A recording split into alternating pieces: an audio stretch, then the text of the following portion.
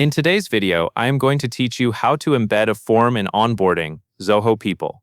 The goal here is to add a form as a task inside an onboarding workflow, so new hires can complete it at the right point in the onboarding sequence.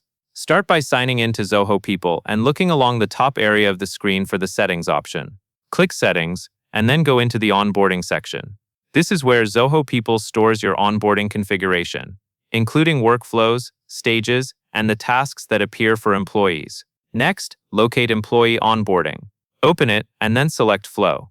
The Flow area is where you can choose and edit the process that new employees will follow. Take a moment to confirm you are in the right place, because changes here affect the experience your new hires will see. Now, select your specific onboarding workflow. For example, you might have one called General Onboarding, or you may have different workflows for different departments.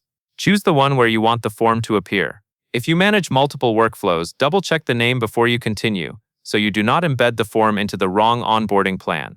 Once you are inside the workflow, navigate to the Onboarding Plan tab.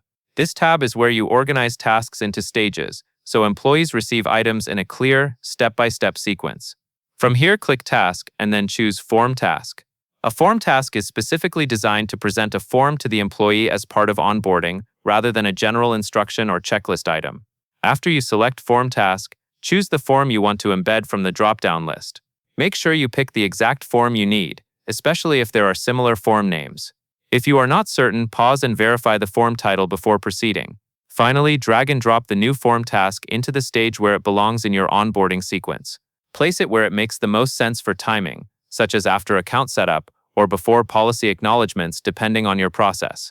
When you are happy with the placement, click Save to apply the update. That covers everything you need to know.